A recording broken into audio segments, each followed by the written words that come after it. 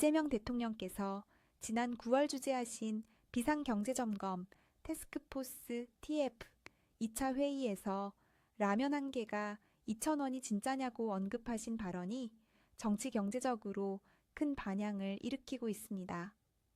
단순히 특정 품목의 가격을 지적한 것이 아니라 서민들이 체감하는 먹거리, 물가 전반에 대한 문제의식과 물가 안정에 대한 강력한 의지를 드러내신 것으로 해석되고 있습니다.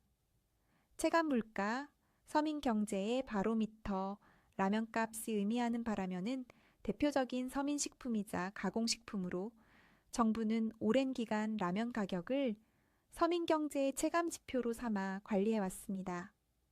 특히 지난해 12월 계엄령 선포 이후 급격히 상승한 생필품 가격은 현 정부의 물가 정책 방향에도 큰 영향을 미쳤습니다. 통계청에 따르면 2025년 5월 기준 가공식품 73개 중 52개 품목의 가격이 2024년 11월 대비 상승한 것으로 나타났습니다. 이는 전체의 71.2%에 달하는 수치로 정치적 불안정과 함께 체감 물가가 급등했음을 보여줍니다.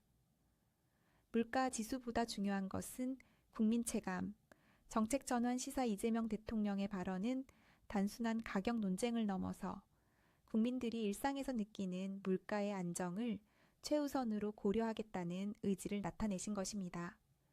김범석 기획재정부 제1차관 장관 권한대행. 또한 정치적 불확실성 속에서 억눌려 있던 가공식품 가격이 최근 급등한 측면이 있다며 대통령의 문제의식에 공감했습니다. 국제시세보다 고정비가 변수, 가격 인하의 어려운 구조, 실제로 라면 가격은 국제 밀 가격과 밀접하게 연결되어 있습니다. 페이오 UN 식량농업기구에 따르면 2025년 5월 세계 식량 가격 지수는 전월 대비 소폭 하락한 127.7포인트를 기록했습니다. 그러나 식품업계는 가격이 한번 오르면 다시 내리기 어려운 구조라고 설명하고 있습니다. 이는 원자재 외에도 인건비, 물류비, 마케팅 비용 등 복합적인 고정비 요인이 작용하기 때문입니다.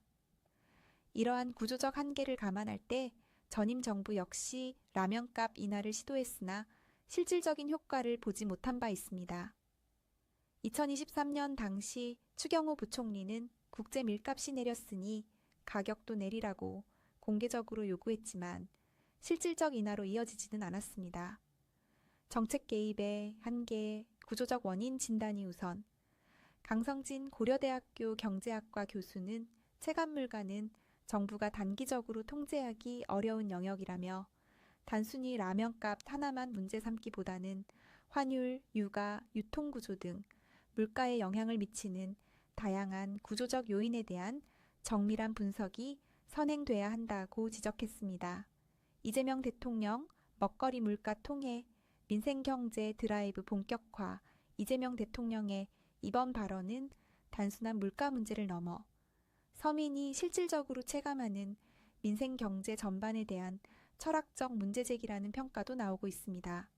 정치권 관계자는 라면 한 개 가격을 언급한 것은 단순한 포퓰리즘 발언이 아니라 국민 피부에 와닿는 물가 관리를 새로운 국정기조로 삼겠다는 상징적 메시지라고 해석했습니다.